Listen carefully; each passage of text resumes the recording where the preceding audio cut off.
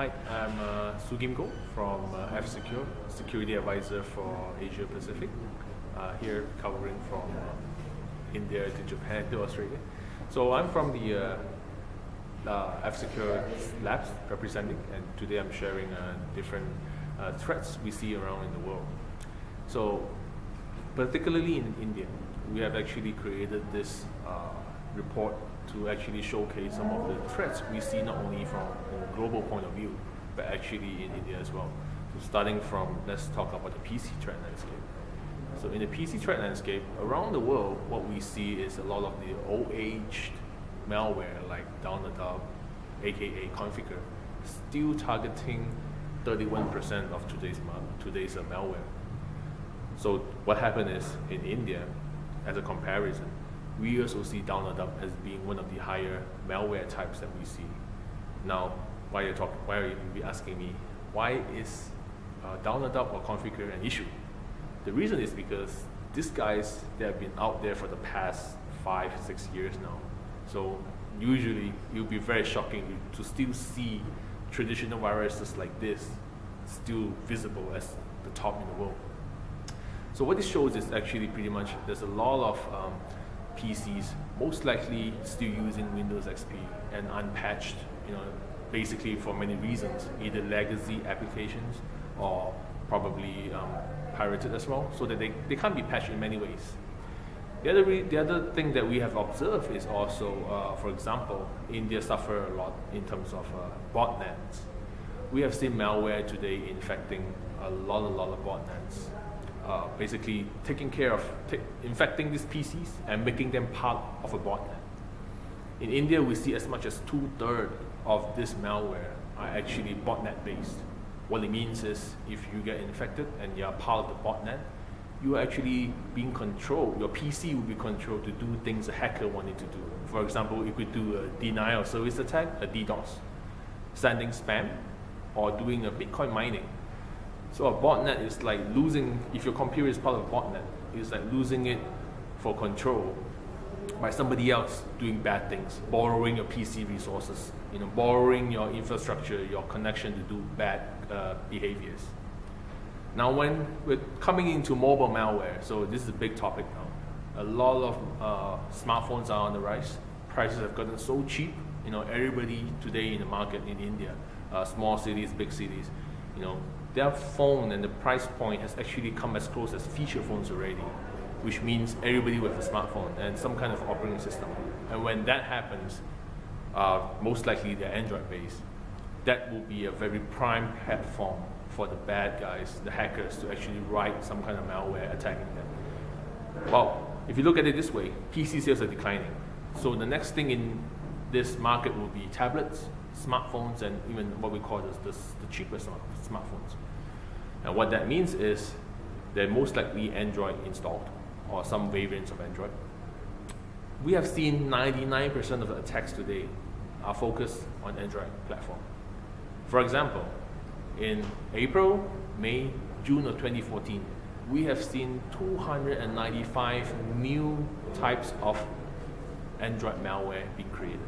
Now that's quite scary because think about it this way: every morning you wake up, there are 3 new viruses type that is being returned, and that means, and each type could have 10,000 infection, 100,000 infection. So that's pretty scary in terms of how many people are willing to attack this platform. So as of other platforms, we have seen, like for example, iPhones and Windows Mobile and Symbian. These platforms have not seen that many, and this is due to the, of course, market share. Android today, you're looking at at least 85% to, at least 85% of the market today are Android based.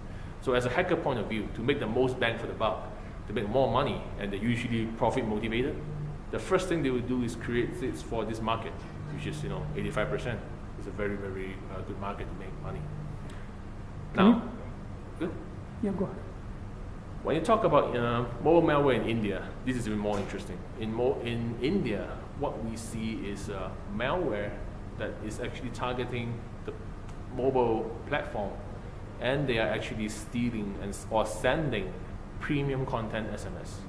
Now, what this means is when this kind of malware infect your Android phone, it will stand in the background very expensive SMS to a number that they have set up. So what this means is they could cost between 50 to 75 rupees an SMS. And what this means is it could be, you have a shock of your life when you check a bill, which you have to pay for at the end of the month. So these are one of the main attacks we have seen happening in India. What are some of your solutions or suggestions to enterprise CIOs, especially to protect their?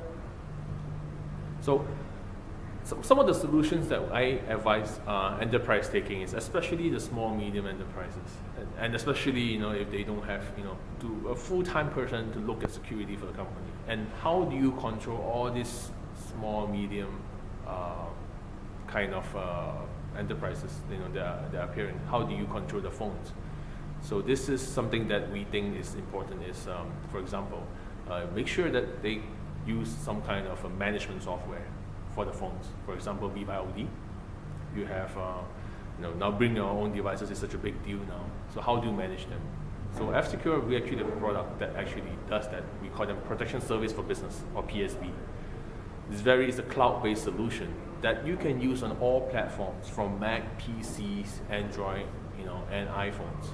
What it does is, from one portal, you don't need to have servers to manage them. It's all managed from the cloud, and it's very easy to do, which means you don't need to pay somebody dedicated to do that. Can you share some of your plans towards innovation from F-Secure? Well, one of the main things that F-Secure work on in terms of the threat side is we always work towards proactive protection. Basically, we're trying to forecast what is coming next. So that is something that I think is very valuable for our customers, which means we are always watching in the forefront, predicting what are the next moves based on what we've seen so far. And we really have engines in our product that actually does what we call anomaly behavior. So we actually can try to predict zero-day attacks and protect the user from those zero-day attacks. Okay, you said India is on the top 4th ranking now.